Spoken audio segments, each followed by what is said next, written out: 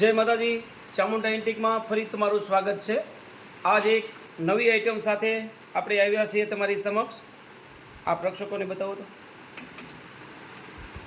આ અજબ આઈટમ આ શું છે? આ બેડ છે, બેડ કહેવાય ને?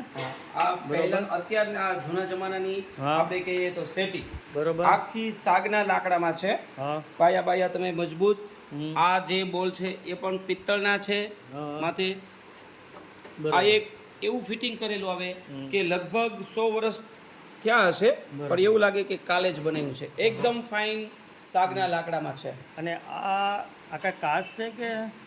આ કાચ નથી, હા, આ કાચ ટાઈપનું એક પેન્ટિંગ કરેલું છે। બરોબર, અને આ જે છે એ મેડ ઇન જાપાનની સ્ટાઇલ છે। બરોબર, આને કહેવાય સ્ટાઇલ, જે આપણે દિવાલોમાં પહેલા લગાડતા ને, હા હા, પણ જૂના જમાનામાં આને ખોલીએ પાછળ લખીએ તો મેડ ઇન જાપાનનો માર્કો પણ મારેલો છે। બરોબર, આ એકદમ ફાઇન કામમાં બેડ છે। હા, બધાય બોલ છે બધા પિત્તળના છે હા, અને આખો સાગનો છે અને મિનિમમ 100 વર્ષ જૂની આઈટમ હશે આ। બરોબર, એવી જ રીતે આગળ જેવી રીતે પેન્ટિંગ અને કાચ છે, એવી પેન્ટિંગ ને કાચ છે, એવી જ રીતે અહીંયા બોલ છે અને મજબૂતાઈ એની એવી છે કે લગભગ હા, 4 જણાથી માંડ ઊંચો થાય, એટલો બધો વજન આવતો હોય છે। ત્યારબાદ આ નકશીકામ કરેલું છે। આ ચોરસ, અને આ ઉપર જે આખી ફ્રેમ છે ચોરસ, એટલે એ પહેલાના સમયની અંદર જ્યારે આપણે પંખા કે લાઈટ ન હતી, હા હા, ત્યારે મચ્છરથી બચવા માટેનો હા, આ છે।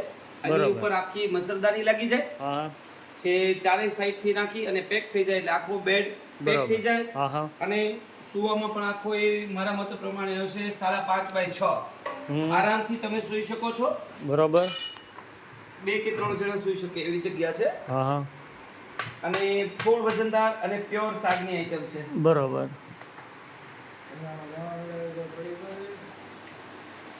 તો પ્યોર નકશીકામ બધું બતાવો। પ્યોર હાગનું એમ ને? હા, એકદમ ફાઇન પ્યોર સાગ। આ બધી નકશી પાડેલી એમ ને? હા, એ બધી નકશી જ છે। આ પણ એક નકશીનું કામ જ છે। આ બધું હાથેથી બનાવેલું। બરોબર, ઠીક છે, તો ફરી મળશું નેક્સ્ટ વિડીયોમાં।